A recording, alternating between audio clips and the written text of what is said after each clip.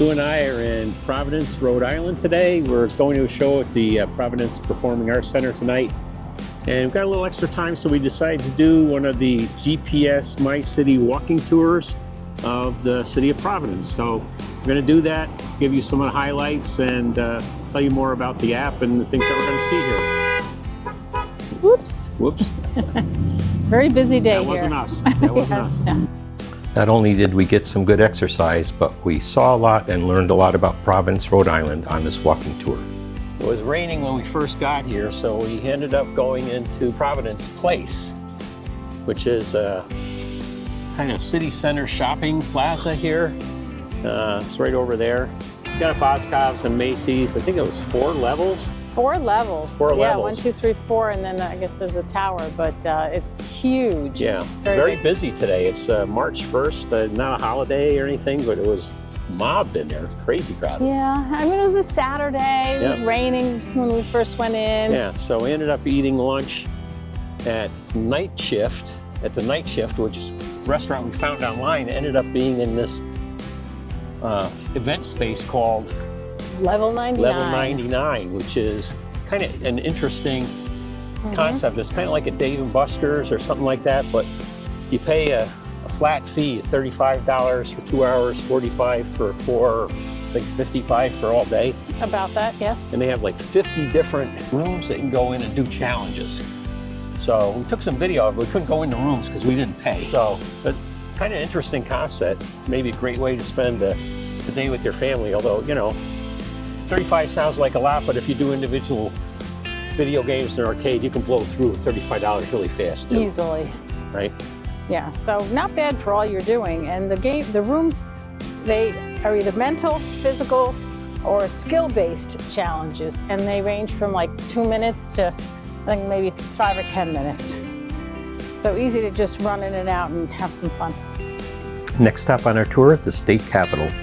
The Rhode Island State House is the state capitol of Rhode Island. The neoclassical building was designed by McKim, Mead, and White in 1891. The construction was completed on the building in 1901. It is built from white Georgia marble bricks and iron beams. The Rhode Island State House is notable for having the 4th largest structural dome in the world. The dome, modeled after St. Peter's Basilica, is topped with a statue called the Independent Man. The gilded bronze statue was designed by George Brewster in 1899. It's 11 feet tall and weighs more than 500 pounds. Visitors to the state capitol will find the Rhode Island Charter Museum inside. The museum displays the 1663 Royal Charter among its historical document collection. Visitors will also see Gilbert Stuart's portrait of George Washington and a number of military displays. The building was placed on the National Register of Historic Places in 1970, and it's open from 8:30 a.m. to 4:30 p.m. Monday through Friday. Say that it looks like they probably cleaned this recently because the limestone is very bright white.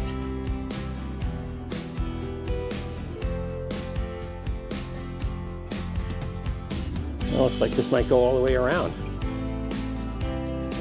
Like a portico here. We drive up and they let people get out. I wonder, was that the back of the building? I think Would this be is the the front. back. That must be the back, right? That must be the front with all the steps, right? I would think that is the front. I mean, the view that it's got, yeah.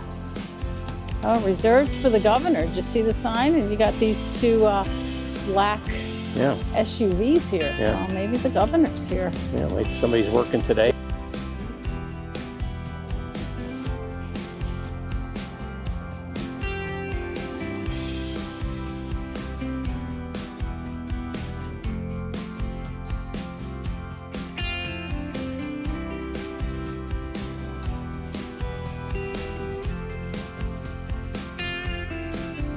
It's like a podium, like with a railing where maybe the governor will come out and make a speech or a public announcement at some point, right? Well, at some point, but not today. Site of the hardscrabble riot of 1824. the site of Addison Hollow, where the first 19th century blacks purchased property and the site of the first major riot. Project of the Rhode Island Black Heritage Society. Wow. We're going to the Water Place Park. It is a 1-minute walk away.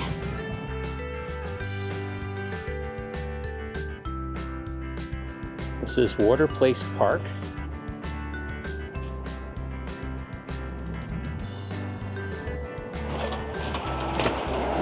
There's an elevator in there.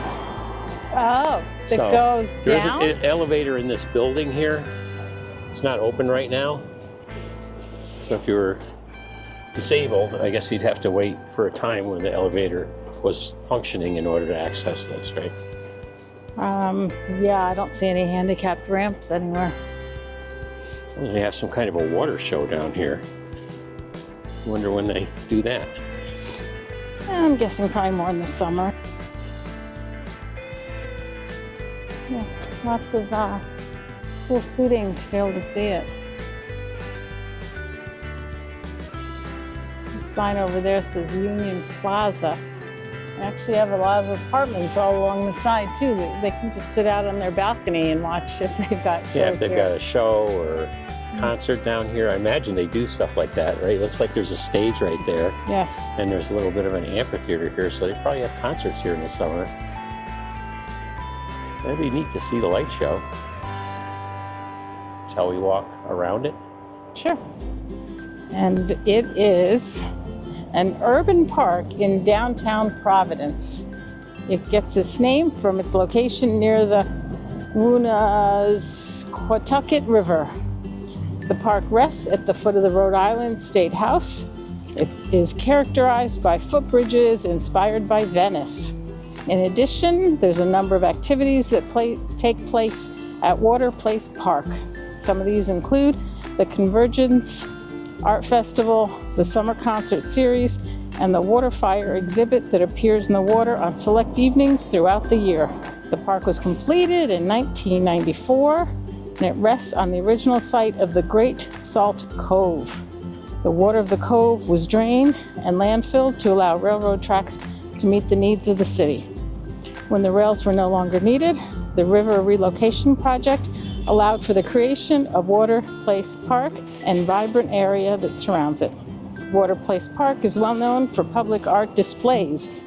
There are also a wide number of artists who spend their days gaining inspiration for their work. The park is open 24 hours a day. A really nice place to take a stroll in the nice weather, right? Yes. Down along the water. Right now it is 51 degrees, a little bit of sun. That's okay. 71 would be a whole lot better, but this is nice. San Antonio has the river walk, yes. right? And that's really a cool centerpiece of the city. Yeah, I don't know how long this is, but the San Antonio is pretty long. You can walk for a while there. When we were in Seoul, Korea, there was something similar to this too, remember? There's like a river that ran through the city with all the bridges and little, it was made into like a park. And I know Savannah, Georgia has something like this along the river. I wonder what these little pods in the water are for. But you know what's really cool though? The different architecture, the buildings you can see from here. Yeah. Well, not this exact spot, but... Not in this little tunnel. You can't see No. a lot of buildings. No.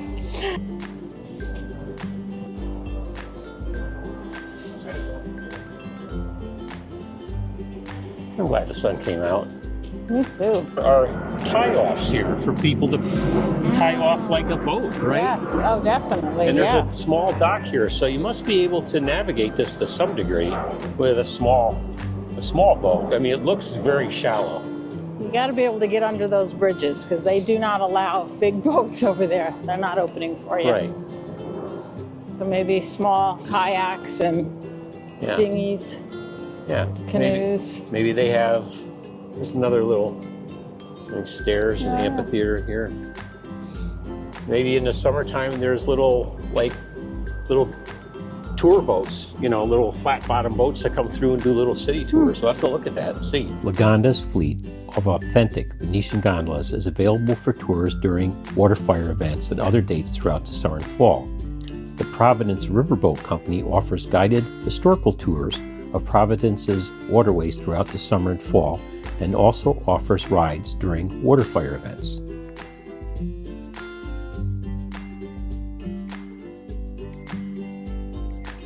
Okay, so going to Kennedy Plaza is the next thing. That is correct. I see it on the sign here. Oh, And okay. the RA Convention Center. We are 641 meters away, so about a minute walk.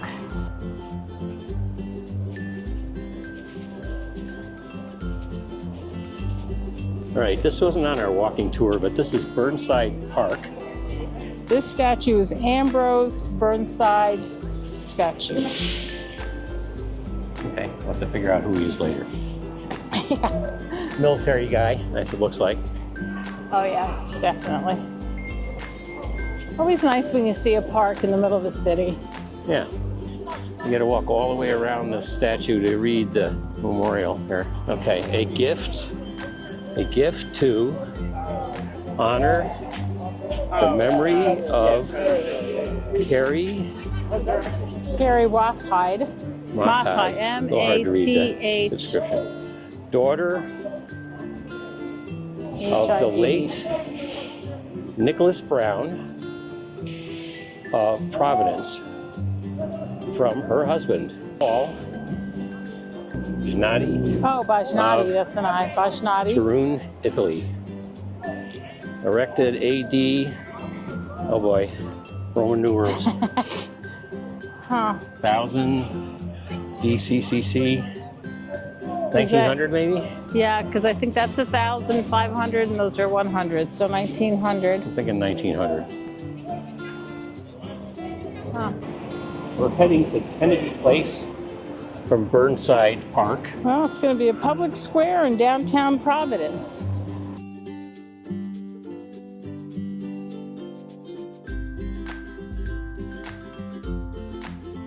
So this is Kennedy Plaza. So it's an intermodal transfer. So it's a bus stop, and I don't think there's subways here, right? I do not think so. No. So this is probably just a bus station.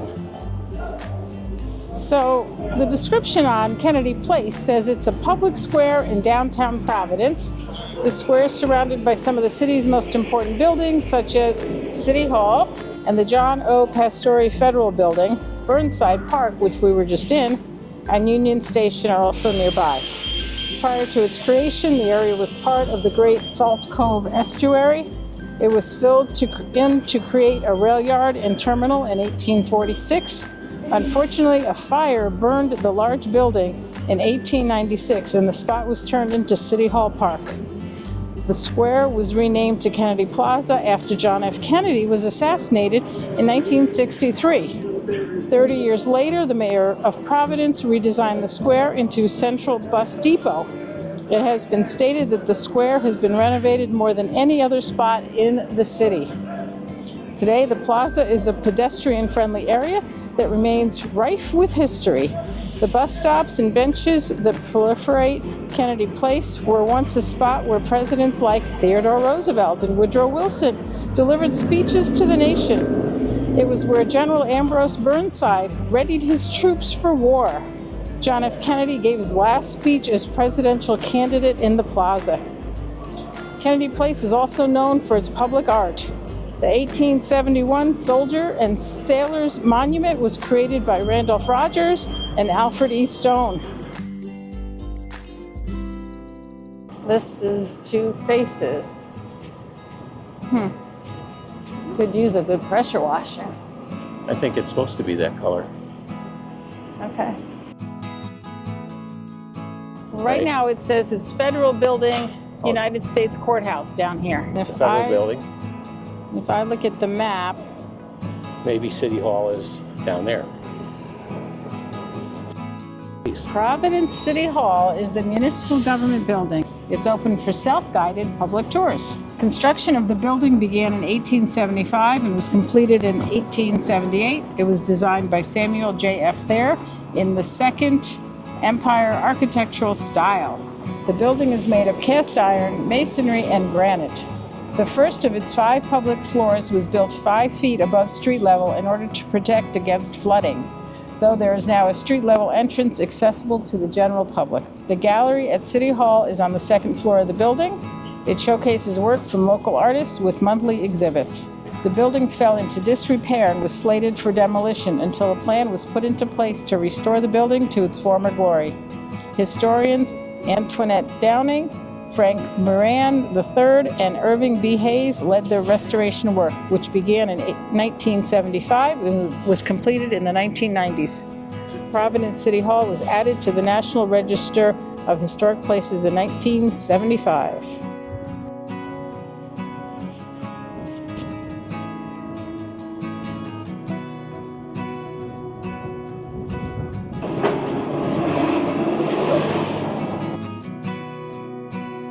So this is Grace Church. It's a historic 19th century Episcopal church. It was designed by Richard Upjohn in the Gothic Revival architecture style. Beautiful, right there with all the blue skies behind it. In 1829, the population of Providence was spreading from the east side of the Providence River to the west. A small church was built on the site of the old Providence Theater on the west side to the growing congregation. By 1835, the congregation grew to 260, and by 1844, the building was becoming too small and unsafe. Richard Upjohn, the foremost architect of his time, was hired to design a new building on the same site. The current building was completed in 1846. The parish house was added in 1912. In 2015, the church underwent a massive renovation to update the eroding stonework and stained glass windows.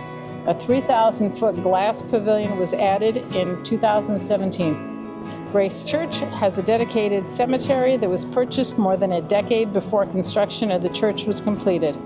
Unlike many church cemeteries, the Grace Church Cemetery is not on the church grounds, but it's about a mile away at Broad Street and Elmwood Ave. The cemetery includes a caretaker's cottage that was designed in the Gothic Revival architecture style. Grace Church was added to the National Register of Historic Places in 1972. The church is open to visitors from 11 a.m. to 2 p.m. on weekdays.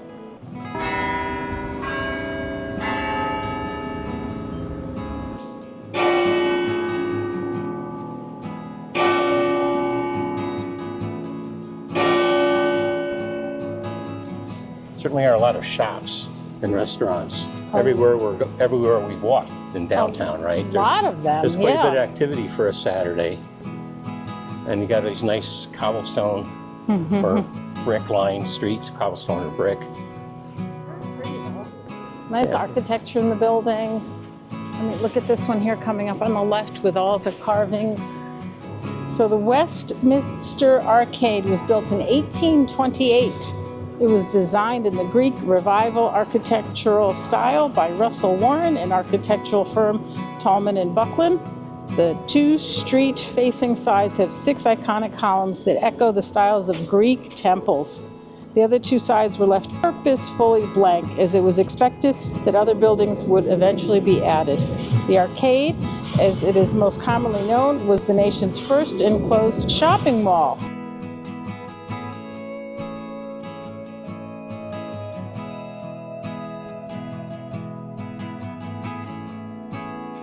I thought we were in Cleveland and saw one that claimed that same thing. Well, this one claims it was. It operated as a shopping center for many years until it was renovated and reopened as a mixed-use building. The arcade is now home to a number of boutique retail shops, restaurants, bars, and 48 micro-loft apartments. The interior of the building has a skylit roof that covers the entire building's length. Though the design uses some mahogany as accent pieces, the majority of the construction and design elements are fully fireproof. The roof is tin, and all construction materials are granite, brick, and cast iron. The Westminster Arcade has been called the most important example of commercial architecture in the city. It was declared a National Historic Landmark in 1976.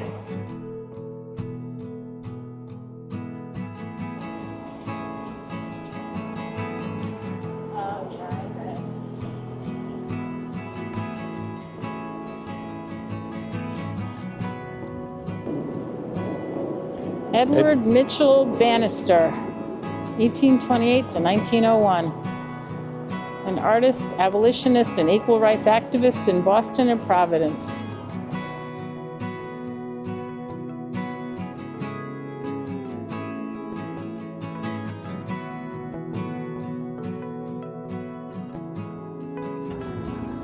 Near this spot, the men and women of Providence showed their resistance against taxation by burning British tax tea in the night March 2nd. Oh, tomorrow. 1775. Wow. Exactly 250 years ago, right? 250 years tomorrow. Yeah. Wow. Shall I tell you what I know about the Market House? Okay, the Market House is a historic house in the College Hill neighborhood. It was built in 1775 from a design by architects Joseph Brown and Stephen Hopkins. The building was used as both a market and meeting place. It was the home of the Providence City Council before City Hall was built. The original building had only 2 stories. 20 years after its completion, a 3rd floor was added for the Masonic Lodge. The 2-story addition, which includes an entrance to the Masonic Hall, was added in 1883 by architect James C. Buckland. The clock on its west side was added during the 20th century. The building was used for a number of purposes over the years. It served as a barracks for French soldiers during the American Revolution. It was home to the Chamber of Commerce, several manufacturing companies, and the Rhode Island Electric Light Company. In 1948, the building was given to the Rhode Island School of Design. It was remodeled to have classrooms and studios on the inside, but the deed stated that the exterior of the building must remain true to its original design. It was added to the National Register of Historic Places in 1972. The Rhode Island School of Design Museum is the 20th largest art museum in the United States. The museum was founded in 1877, but the current structure was opened in 2008. The Chase Center, named after Malcolm and Beatrice Oslager Chase, connects the 4 older buildings with a glass bridge. The museum has a collection of approximately 100,000 objects from around the world. Ancient art in the form of bronze sculptures, stone sculptures, mosaics, and Greek coins are on display. One of the most notable is a Hellenistic bronze Aphrodite. The museum houses over 700 19th century Japanese prints. Also in its Asian collection is a 12th century wooden Buddha. It is the largest Japanese wooden sculpture in the United States. The museum offers a great deal of contemporary art from artists like Franz Klein, Roy Lichtenstein, and Andy Warhol. Tickets must be reserved in advance through the museum website. The museum is open on Tuesday through Sunday. Tickets are free on Sundays and from 5 p.m. to 7 p.m. on Thursday and Friday. We're walking up the hill here. Where are we going? We are going to Governor Stephen Hopkins' house. We're on Benefit Street. Okay. That was a hill you'd find in San Francisco. Yeah, this is starting to feel like our San Francisco walking tour. All right, we gotta go this way. What's that over there? I don't know. Cute little building, though. It's a library. It's a pretty clean town. Except for this right here. Well, there's a little piece of trash here and there. This is kind of the end of winter, Yes. so stuff gets trapped under the snow. And But all things considered, it's just been pretty clean. I do agree. Very clean, very safe. They got all these nice brick buildings. It's very reminiscent of colonial New England, right? Yeah, look at this cute little brown house. I Look think at the that's- dome behind That's it. the house we're going to. Oh. That's the one on You've our reached tour. the destination. We have Have reached our fun. destination. Why Yes, would we build very this house steep. on a hill like this? I don't know, but look at the dome behind it. So the dome behind it, is that the old stone bank building, maybe? So tell us about the governor's house. I shall tell you. The Governor Stephen Hopkins House is a historic house museum.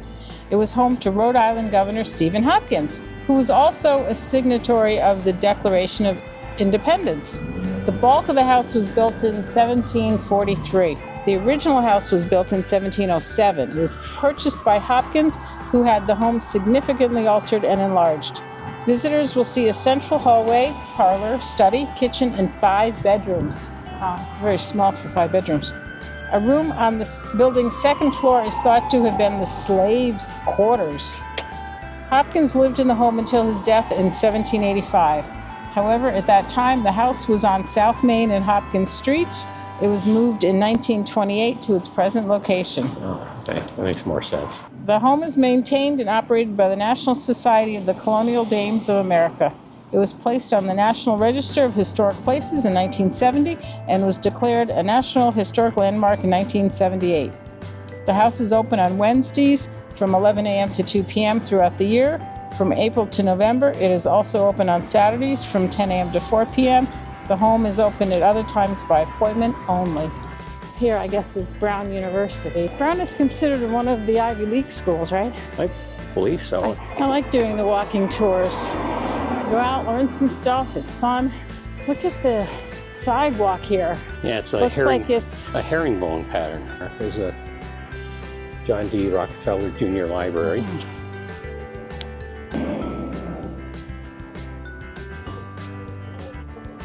This is Brown University. Shall I tell you about Brown University? Yes, please. It is an Ivy League university. Founded in 1764, it's the 7th oldest university in the United States. The main campus is in the College Hill neighborhood, which is where we are. It is surrounded by colonial-era buildings, a number of museums, and the Providence River. Brown is known as the first college in North America to accept students without proof of a particular religious affiliation. Its charter stated that sectarian differences would not play a role in choosing all members of the Board of Trustees either. It was originally founded as Rhode Island College, but in 1770 the college moved from Warren to its current location. The original 4-acre lot on College Hill was purchased by John and Moses Brown, who began planning the first building, which is now University Hall. The college was renamed after Nicholas Brown, left a large gift to the school. Today's Brown campus, main campus, includes 235 buildings on 143 acres. Most buildings were constructed between 1770 and 1926 in the Georgian and Richardsonian Romanesque architectural style. Some of the most notable buildings are the John Hay Library, the John D. Rockefeller Jr. Library, and University Hall. The Hafenreger Museum of Anthropology is a favorite among visitors.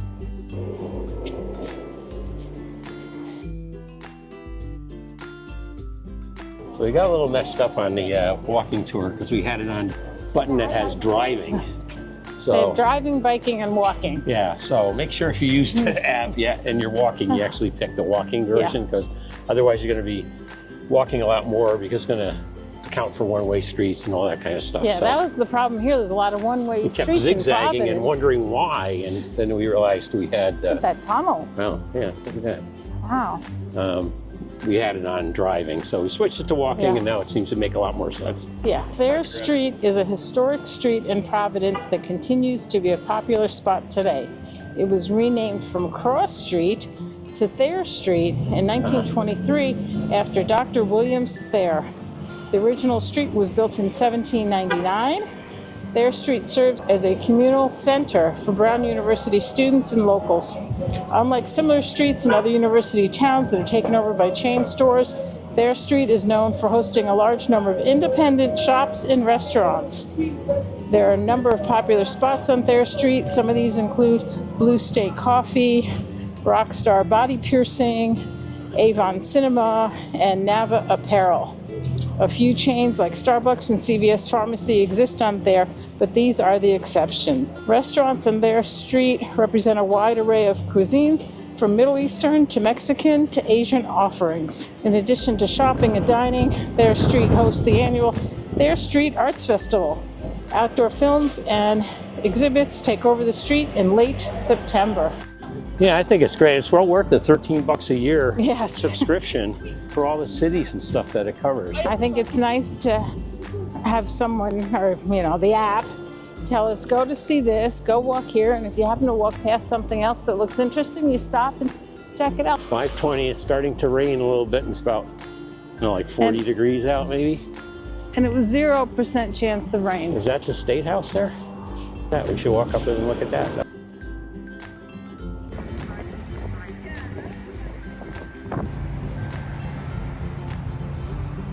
This is the Providence train station, Amtrak.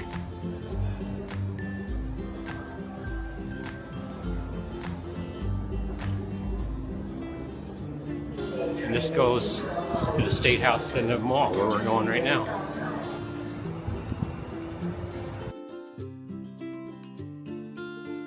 We headed back to Providence Place for dinner, then walked about 15 minutes to the Providence Performing Arts Center for our show. The Providence Performing Arts Center is a historic movie palace in downtown Providence. It was built in 1928 from a design by Rapp & Rapp, an architectural firm that designed a large number of movie palaces at that time. The theater was originally part of the Lowe's Theaters chain. Once opulent movie theaters fell out of fashion, the building hosted concerts instead of movies. It became known as the Palace Concert Theater, which such musical acts as the Bee Gees, the Doors, Queen, and Aerosmith performed. The Performing Arts Center now operates as a not-for-profit theater. Along with films, the theater hosts concerts, plays, and Broadway shows. The Providence Performing Arts Center was remodeled in 1999 to closely resemble its original construction. It has space for 3,100 patrons and is the second largest theater of this type in New England. It was added to the National Register of Historic Places in 1977. If you enjoyed this video, check out some of the other videos on this channel. Like and subscribe and turn on those notifications so you don't miss any upcoming videos. Thanks for watching. Now get out and explore the world. I think it's a liberal art, I think it's a liberal. Liberal Arts College? Yeah, liberal arts college. Really? Probably have public speaking courses, I bet. Yeah. Where they teach you to say liberal arts instead of liberal blah, blah, blah.